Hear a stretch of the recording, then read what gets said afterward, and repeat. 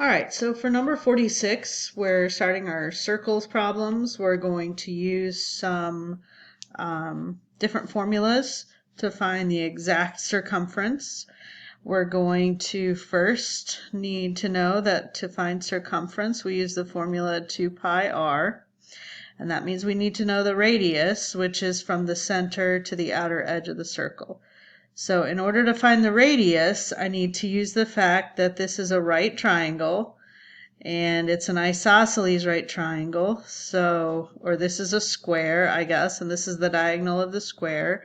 I'm going to use the 45-45-90 rule, which tells me that if I have a 45-degree angle here, which I do since it's isosceles, that the hypotenuse is going to be however long the side length is times radical 2. So this whole distance here is 12 radical 2. Now you can get that the long way by doing the Pythagorean theorem.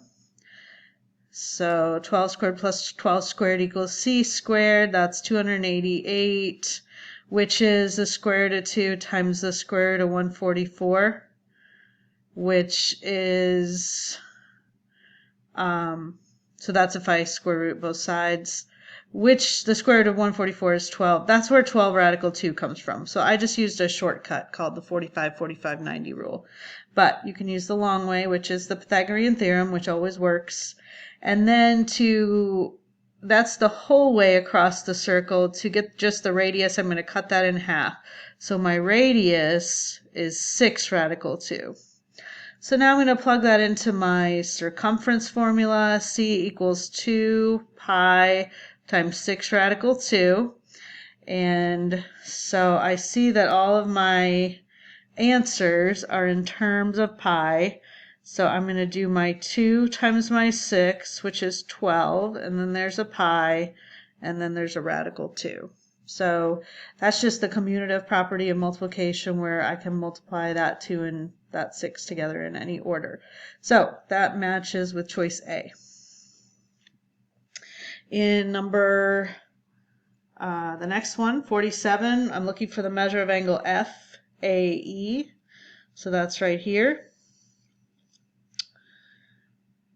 And so what I'm going to do is break down this circle and find all the other parts that I know. I know right here I've got a 90, and so CF is straight across, so that's 180. So if I take 180 minus my 90, I get 90, and then take away that 50, that gives me 40. So this is 40 right here. If we were using vertical angles, that would be, so it's tempting to say 50, but the 50 or the vertical is straight across from there. All right, next page.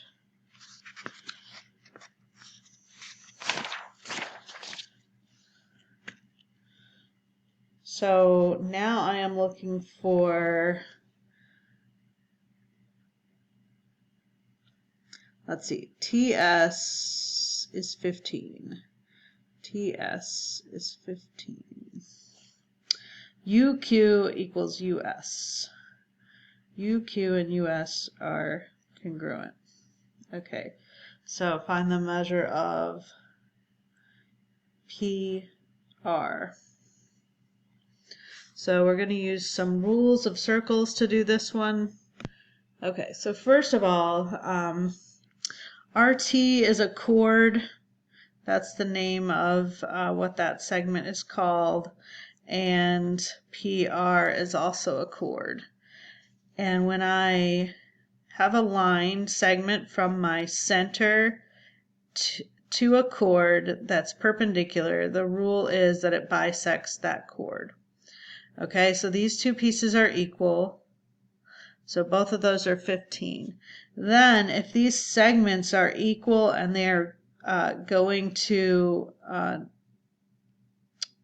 a chord, then the chords must be equal. So I could see that RT is going to be 15 and 15 is 30. And then since UQ and US are equal to each other, then the chords that they touch are going to be equal, especially since they are touching at the same angle. So that's going to make PR equal to 30 as well. In number 49, we've got some given information. And what we have here are called inscribed angles. These angles are inside of the circle. BDC is 40 degrees. So BDC right here is 40 degrees. Arc AB is 120. So the arc is the part that goes around on the outside of the circle here. And this is the minor arc. There's also a major arc that goes the other way around. And that would be, we know there's 360 degrees in the circle. But they're referring to minor arc AB, and then minor arc CD is 110. So here I've got 110 from C to D. So I need to find the measure of angle 1. So what we've got here is a rule about inscribed arcs. And that is that the angle, if it goes through the center, is the same. So if this is 120, this guy is 110.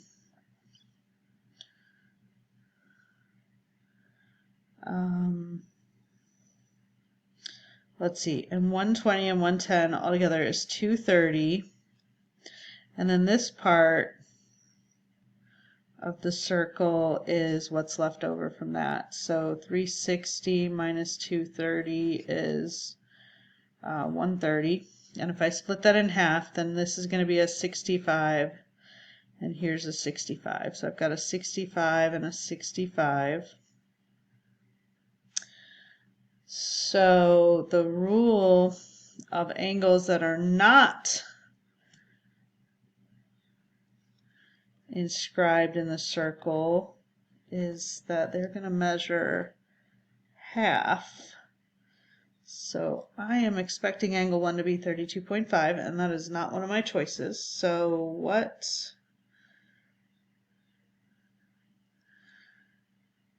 Let's see, that's 40, and then that's...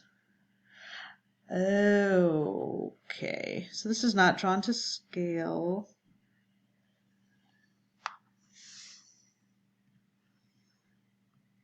Let me just back up a little bit. Okay, I see. So because these guys are different across here, these are not vertical angles. So I can't say that that's a 65. What I can say is that this angle D here that's inscribed has a 40 right here. So this is going to be an 80 because the arc length is twice as long as an inscribed angle. So if I take that 80 out of the 130, that leaves me with 50 left over right here. So you can see how angle 1 reaches out and touches the circle at points AD. So the arc length of AD is 50. So the size of angle 1 is half of that, or 25. So the vocabulary that you need for this is an inscribed angle. And the thing with inscribed angles, sorry, here I'm writing on my diagram and you can't see it. All right, so here's where I put the 80 that went with the 40. And then if this is 50, that's all that's left over out of 360. That's where half of that is angle 1. So the inscribed angles are not, the vertex of the angle is not through the center of the circle. And 2 times the angle, no, half times the angle equals the arc length.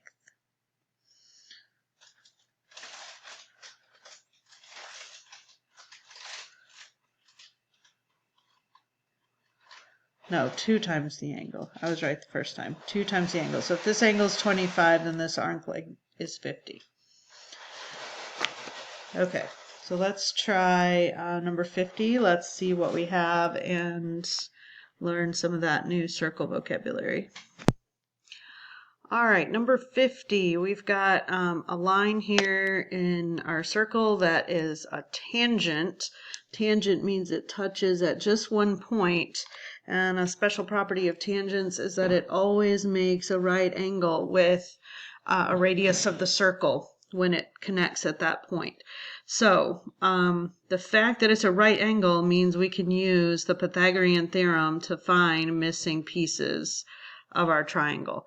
So what I've got to do here is I've got to realize that this is a radius right here and it's labeled X, but I've also got a radius here that I can label X.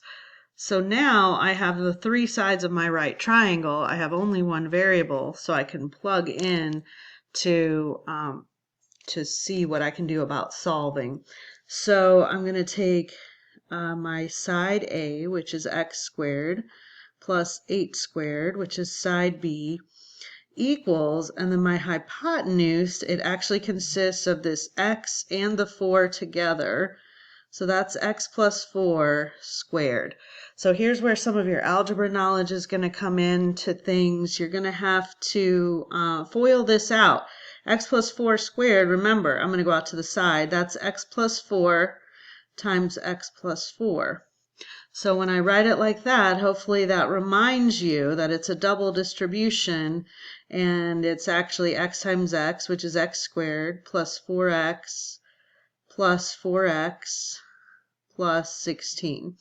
So as I'm working the problem, I'm going to go through and I'm going to replace this with what I've worked it out over here, x squared plus, I'm going to combine like terms.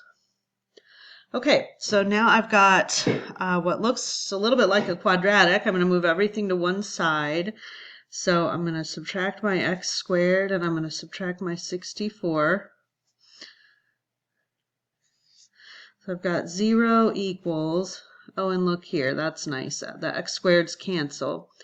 So I've got 8x, and then 16 minus 64 is 48.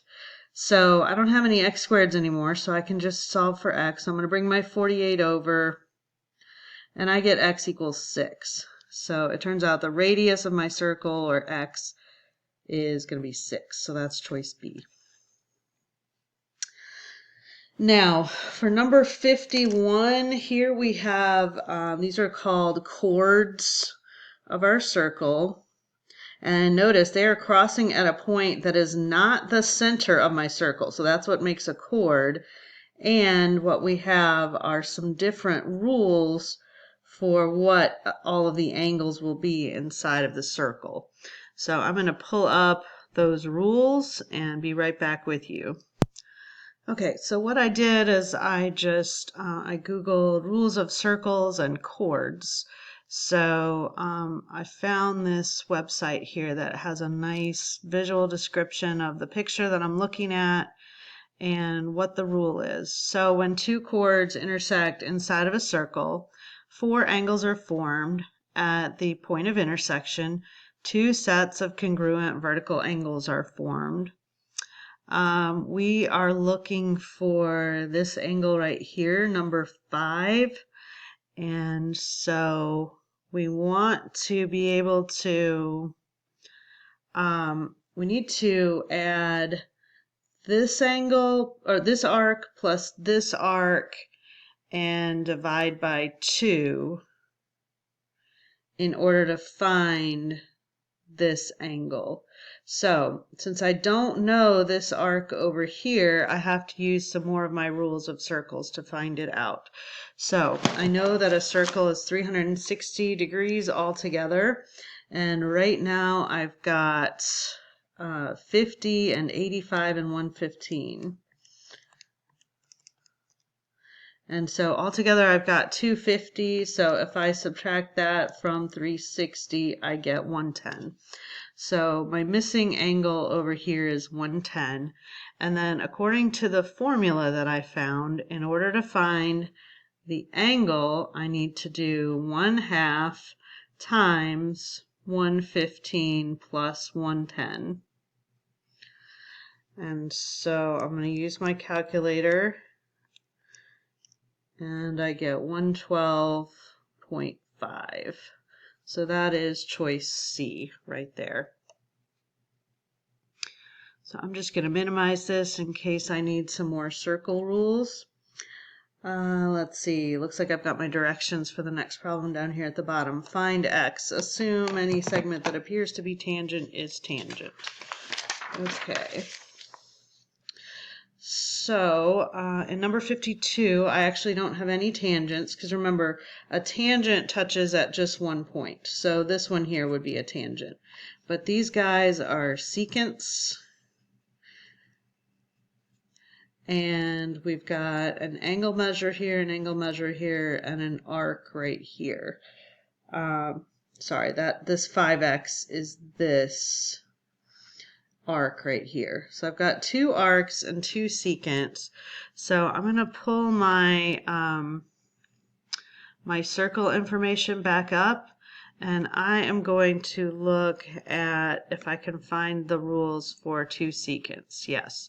So if we had studied this in class, we would have gone over these rules and these definitions. So this is just a crash course. But you can see in the picture here, I've got two secants, which is, two lines that pass through a circle and they meet at a point outside. I've got the two arcs that they intersect, and one's called the major arc, that's the long one, and the minor arc is the short one. So you can see that the measure of the angle is 1/2 of the larger minus the smaller. So I am going to use that formula, and I'm going to say the angle, so that goes out here, is 1/2 of the larger minus the smaller. And so you can see my x is over here, so I'm going to have to do some algebra to solve that out. So I'm going to bring my 5x over and my 60 over, so I'm going to subtract 60. 110 minus 60 is 50, so I get x equals 10 there. So once you have the formula and you know what the pieces are, it's not that much different from what we've been solving already. This is just geometry. You learn the definitions, you learn, where those things are on the shape, and then you set up the equation. So now if we take a look at number 53, we have a tangent and a secant. We have an arc here. We have an arc here. We have a degree measure. So we're going to look back at our circles reference. And if we had studied this in class, I had a great little flip book for you guys that would list all of these different parts similar to this. So we've got a tangent and a secant, and we've got two intercepted arcs, and we've got a degree measure. So the angle formed is 1/2, and we subtract the big one minus the small one again. So, and actually we don't know what our small one is in our picture here, so we'll have to figure that out using the information that we have. So let me go back to the picture, or to the paper. So we're looking for this degree measure, but we need this arc right here. So again, we're going to use the fact that it is 360 degrees around the circle. And so I'm going to take my 360 and I'm going to subtract 90, and I'm going to subtract the other angle, which is 230, and I get 40. So now my x angle is going to be 1/2 of 90 minus 40. So 1/2 of 50, which is 25. So that is choice C. And next we have, again, two chords, but this one is slightly different than the last one. In the two-chord problem that we did previously, we were looking for angle measures, And in this problem, we are looking for the lengths of these segments. And so I'm going to flip up and I'm going to look for that rule. Let's see, there was the angles.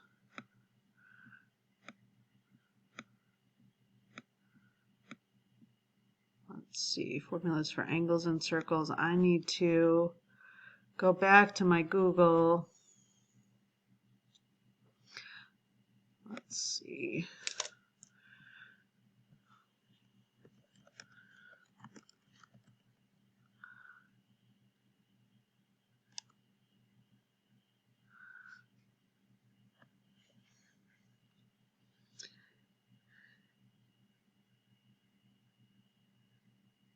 Let's see if I can find a problem that's similar.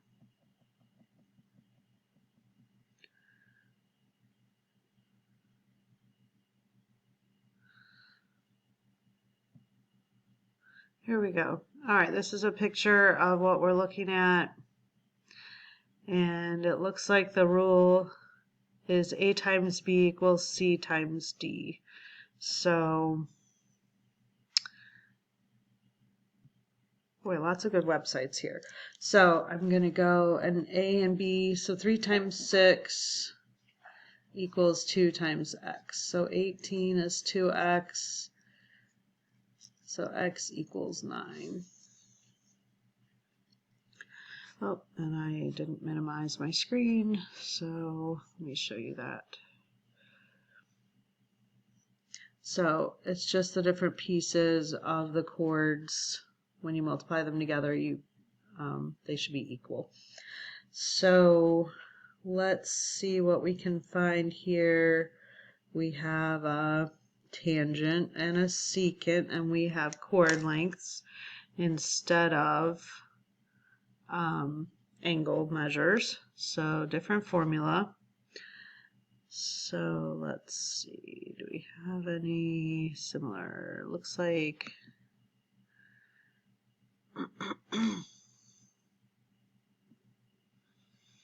well, look at that. So I moved my point to be a tangent point, and now my formula is different. Looks like the 2a plus b times b equals d squared. So let me just see if I can find another website that would have that formula.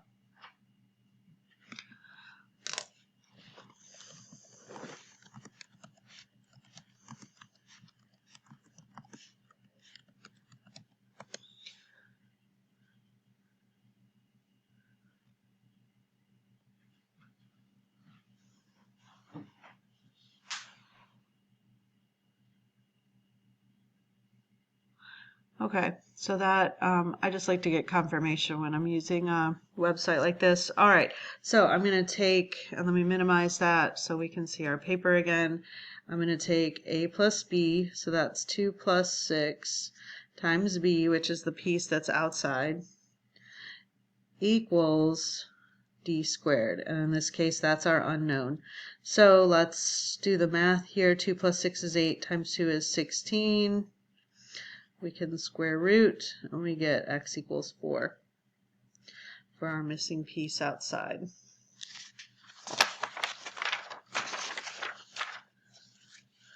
All right, and number 56, it looks like, is our last circle problem. So let me adjust my picture here and see if I can make it look like our picture, and then it'll change the formula for us. So look at that. We've got 2 secants. We've got segment lengths. It looks like, and I'm going to write this, well, I'm going to minimize this so I can work it out on the paper. And let me scroll a little bit. Okay, so on our one segment, we've got a plus b. So that's the 2 pieces. So that's 5 plus x.